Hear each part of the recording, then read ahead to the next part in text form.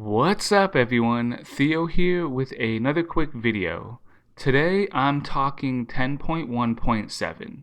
The patch has been out for a little over a week now and I've been putting quite a bit of time into it.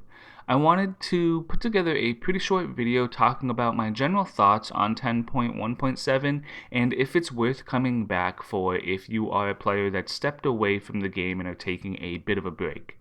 Be sure to like the video if you enjoyed it, subscribe for some more casual content, and let's get started.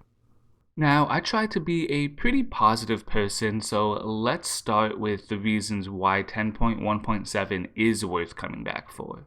If you're a fan of the lore and the way that the story is going in Dragonflight so far, we do have a slight continuation of the story. We get to play through a small quest chain that picks up immediately after the cinematic between Firak and Viranoth that Blizzard released a couple of weeks ago. I won't spoil anything for people who want to play through it themselves, but I will say that the questline, while clearly setting the stage for 10.2, is a bit underwhelming. Regardless, if you want to see more character development from these two villains, you definitely want to check this one out. Next, we have the new Night Elf and Undead Heritage questlines.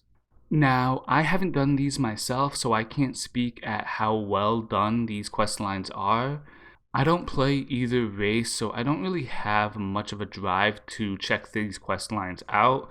Though, if you play either race or just care about seeing the story from either race's perspective, this is another reason that the patch might be worth coming back for. Next, we have the new world content in the form of Dream Surges. This is basically what we have come to expect from outdoor content in Dragonflight. There's a short event on a half-an-hour timer that involves players swarming a portal to kill ads and then a big boss. In between these events, players can complete world quests or kill rares to collect a currency to unlock cosmetics. The weekly quest also gives players a token that can be used towards champion level gear. This is a pretty massive catch-up mechanic, so if you are changing mains in 10.2, this is definitely a reason to come back and get started on gearing. Similarly, Dream Surges are great for alts. The zone where the Dream Surge is active has a 25% experience buff, which makes the easy leveling in Dragonflight even faster. Furthermore, whether you are on your alt or your main, you can collect loot boxes with 402 gear. This will give any fresh level 70s a pretty nice boost in their item level once they reach max level. Finally, we are having a major overhaul to holidays like Hallow's End and Brewfest.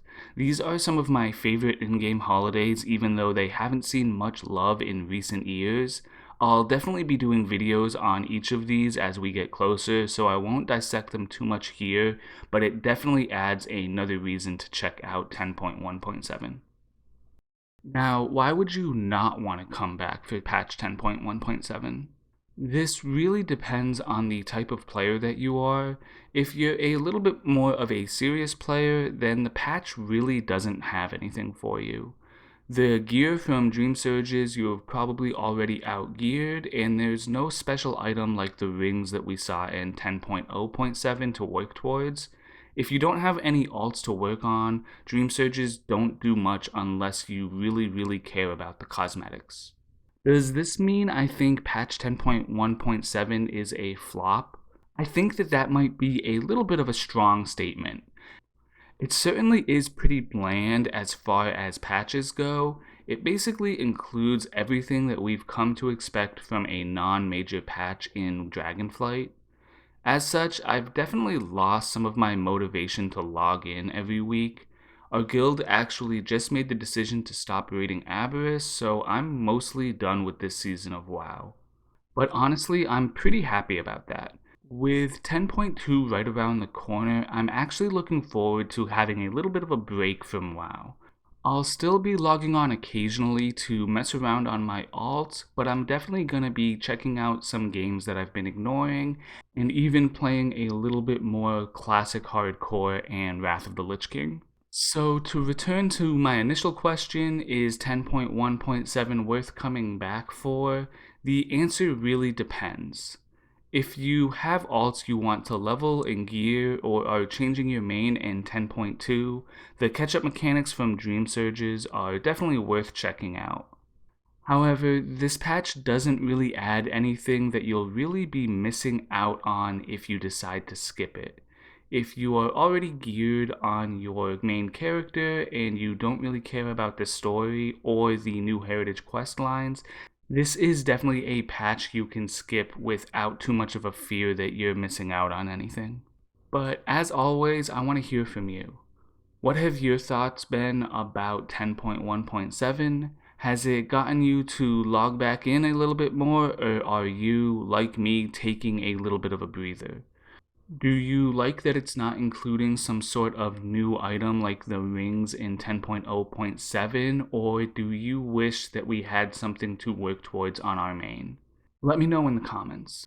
As always, thanks so much for watching. Be sure to like the video if you made it this far, subscribe for some more casual content, and I'll see you in the next video.